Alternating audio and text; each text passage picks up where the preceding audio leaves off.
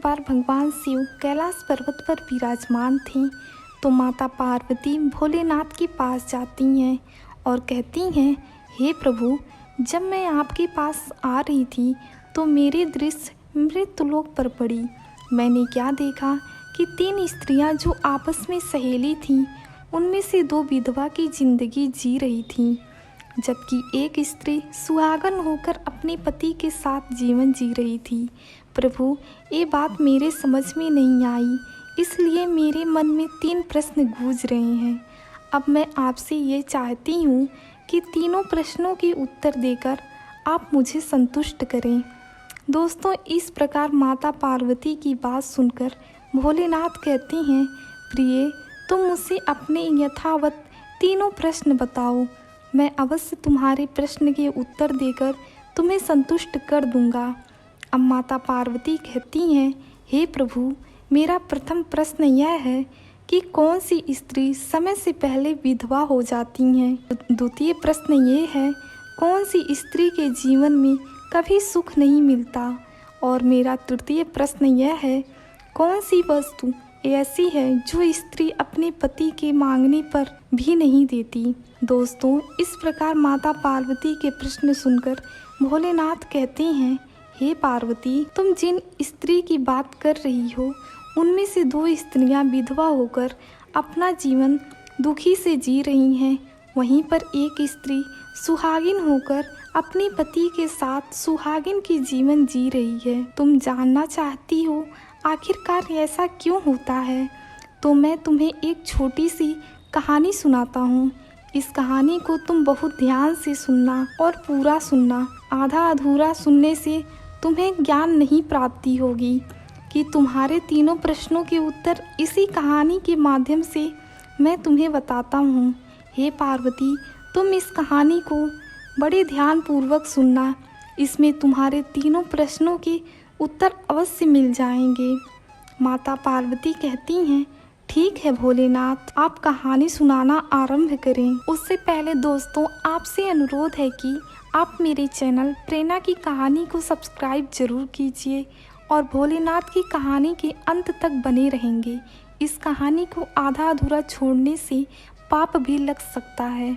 भगवान शिव कहते हैं, हे पार्वती, सबसे पहले मैं तुम्हें उस स्त्री की कहानी सुनाता हूँ जो सुहागिन बनकर अपने पति के साथ जीवन जी रही है। देखो प्रिय, जिस सुहागिन स्त्री की तुम बात कर रही हो, एक राजा के सेवक की वो पत्नी है और जिस सेवक की वो पत्नी है उसे अपनी पत्नी पर पूर्ण विश्वास है कि वो एक पतिव्रता स्त्री है जिसका गुणगान वो अपनी साथियों में बार बार करता है। और आश्चर्य की बात यह है कि उसकी पत्नी की प्रशंसा करते करते ये बात राजा तक पहुंच गई। फिर राजा ने अपने सेवक को बुलाया और उससे पूछा कि तुम हर किसी से प्रशंसा करते हो कि तुम्हारी पत्नी पतिव्रता स्त्री है, क्या सच में तुम्हारी पत्नी पतिव्रता स्त्री है? तो सेवक कहता है, जी महाराज, मुझे पूर्ण रूप से विश्वास है कि मेरी पत्नी पतिव्रता स्त्री है। तब उसी समय सभा में बैठी प्रजा कहते हैं, यदि मैं तुम्हारी पत्नी की पतिव्रता खंडित कर दूं तो तुम्हें क्या सजा मिल सकती है? सेवक बोला, महाराज, आप मुझे पत्थर की दीवार में चुनवा देना और महाराज, अगर ये मेरी पत्नी की पतिव्रता खंडित नहीं कर पाए तो इनको क्या सजा मिलनी चाहिए? तो राजा ने प्रजा को आदेश देते हुए कहा, फिर प्रजा को भी पत्थर की दीवार में जिंदा चुनवा दिया जाएगा। भगवान शिव कहते हैं, इस प्रकार हे पार्वती, सेवक ने स्वीकार कर ली शर्त। प्रजा में से एक युवक सेवक से पूछा कि मैं क्या वस्तु लाऊं जिससे तुम मान लोगे कि तुम्हारी पत्नी की पतिव्रता खंडित हो गई है? सेवक ने कहा, हे युवक, अगर तुम मेरे घर जाकर जो मेरे विवाह के समय सिंदूर दान मिला था वो मेरी पत्नी बहुत ही संभाल कर रखी है, जो शादी की अस्तित्व मानी जाती है। यदि तुम मेरे घर से सिंदूर दान लाकर मुझे दिखा दो तो मैं मान जाऊंगा कि मेरी पत्नी की पतिव्रता पूरी तरह से खंडित हो गई है। अब भगवान शिव कहते हैं, हे पार्वती, शर्त स्वीकार करने के बाद युवक उसके गांव जाता है और एक भक्तिन औरत उससे मिलती है जो काम कोई नहीं कर सकता। उस औरत को करने में क्षण भर की देरी नहीं लगती और ये सब काम करने में वो बिल्कुल सक्षम होती है। अब युवक भक्ति से कहता है कि तुम सेवक के घर में जाकर एक उसका सिंदूर दान लेकर मेरे पास आ जाओ, मैं तुम्हें ढेर सारा धन राजा साहब से दिला दूंगा।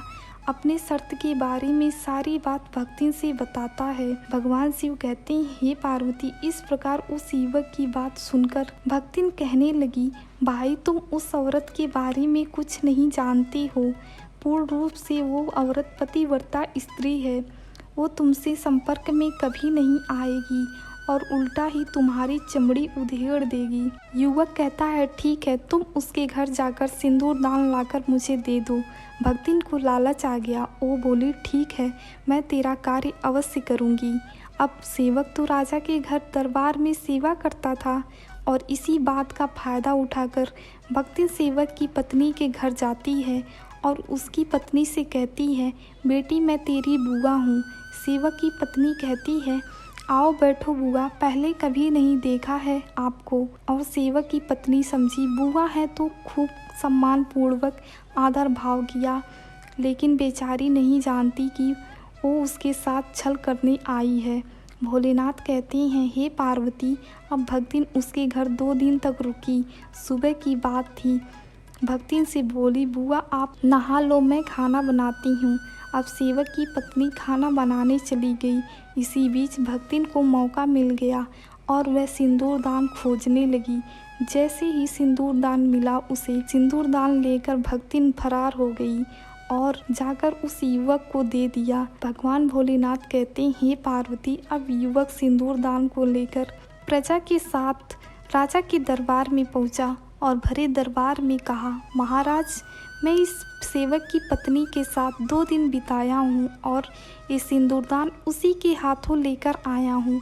तब राजा ने अति शीघ्र दरबार में सेवक को बुलवाया और सेवक को सिंदूरदान दिखाने का आदेश दिया। तब युवक ने सेवक को सिंदूरदान दिखाई। सिंदूरदान देखकर सेवक बिल्कुल चौंक गया, परंतु वह फिर मान गया कि वास्तव में मेरी पत्नी ने अपनी पतिव्रता खंडित कर दिया है। भगवान भोलेनाथ कहते हैं, हे पार्वती, परंतु राजा ने पत्थर की दीवार में चुनवा देने के लिए 15 दिन बाद का समय रख दिया और इस प्रकार उस सेवक की अंतिम इच्छा पूछी। तो सेवक ने कहा, महाराज, मैं अपनी पत्नी से आखिरी बार मिलना चाहता हूँ। राजा ने उसकी अंतिम इच्छा पूरी करने के लिए कहा और सेवक को उसके घर भिजवाया। जब सेवक अपने घर गया और अपनी पत्नी से कहा कि तुमने मेरे साथ बहुत बड़ा विश्वासघात किया। मैंने तुम्हारे ऊपर विश्वास करके प्रजा से ऐसी शर्त लगाई थी राजा के दरबार में कि मेरी पत्नी की पतिव्रता कोई खंडित नहीं कर सकता। अगर कर देगा तो मुझे जिंदा दीवार में चुनवा दिया जाएगा। मेरे साथ विश्वासघात करके तुमने ठीक नहीं किया। भोलेनाथ कहते हैं, हे पार्वती, उस पतिव्रता स्त्री ने अपने पति सेवक को सारी बात बताई, परंतु उसका पति उसके ऊपर भरोसा नहीं किया और राजा के दरबार में पहुंच गया। तो राजा के आदेश से सेवक की दीवार चुनवा देने के लिए प्रबंध होने लगी। उस सेवक की पतिव्रता धर्म पत्नी ने परमात्मा को स्मरण किया और राजा के दरबार में गई और राजा से नृत्य करने की आज्ञा मांगी। भगवान शिव कहते हैं, हे पार्वती, फिर सेवक की पत्नी अपनी पतिव्रता धर्म को बचाने के लिए राजा के दरबार में गई और राजा की सभा में नृत्य करना प्रारंभ किया। तो राजा को सेवक की पत्नी का नृत्य प्रिय सुंदर लगा और राजा प्रसन्नता पूर्वक कहा कि तुम मुझसे क्या मांगना चाहती हो। तुम जो मांगना चाहती हो वो मांगो, मैं तुम्हें अवश्य दूंगा। सेवक की पत्नी ने कहा, महाराज, आपकी सभा में एक चोर है जिसने मेरा सामान चुराया है। आप उसे मृत्युदंड की सज़ा दे दीजिए। राजा बोला, ठीक है, बताओ मेरे दरबार में तुम्हारा कौन चोर है, उसका क्या नाम है, मैं उसे मृत्युदंड अवश्य दूंगा। भोलेनाथ कहते हैं, हे पार्वती, सेवक की पत्नी कहती है, महाराज, आपके दरबार की समस्त प्रजा और आपके सामने जो खड़ा है वो युवक। इतना सुनते ही युवक कहने लगा, महाराज, मैं कसम खाता हूँ कि मैंने इसका कुछ नहीं चुराया है। मैं तो इसे पहचानता नहीं, मैं कैसे चोरी कर सकता हूँ। तब सेवक की पत्नी कहती है, महाराज, यदि ये मुझे पहचानता नहीं है तो आप इससे पूछिए कि ये सिंदूरदान कहाँ से लाया था। मैं उस सेवक की पत्नी हूँ और आप मेरे पति को जिंदा दीवार में चुनवाने वाले हैं। महाराज, मैं आपको एक घटना बताती हूँ जो आपके समस्त प्रजा हैं। और ये युवक, इसने मेरे पास एक भक्तिन को भेजकर मेरे घर से मेरे सिंदूरदान चुरा कर दिया था और राजा से सारी घटना बताती है।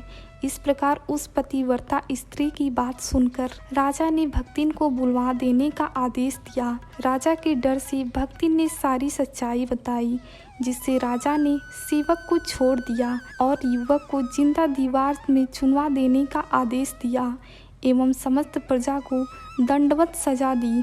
अंत में राजा से सेवक की पत्नी कहती है, मैं अपने पति से बहुत प्रेम करती हूँ, और वे दोनों अपने गांव लौट जाती हैं। अब भगवान भोलेनाथ कहते हैं, हे पार्वती, अब तुम तीनों प्रश्न के जवाब क्रम से सुनो। तुम्हारा प्रथम प्रश्न था, कौन सी स्त्री समय से पहले विधवा हो जाती है, जो पति की आज्ञा नहीं मानती और उनकी बातों का अवहेलना करती है। और द्वितीय स्त्री, जो खाना बनाने के बाद अपने पति से पहले खाना खा लेती हैं और रात में जूठा बर्तन बिना साफ किए सो जाती हैं। और तृतीय स्त्री, जो सेवक की पत्नी थी, पतिव्रता स्त्री, और इसलिए मृत्युलोक में जो स्त्रियां समय से पहले विधवा हो जाती हैं, जो स्त्री अपने पति के अनुमति के बगैर किसी तीर्थ स्थल पर जाती हैं, उनके पति जल्द ही मृत्युलोक पहुंच जाते हैं। वीडियो पसंद आए तो प्लीज़ सब्सक्राइब कीजिए। धन्यवाद।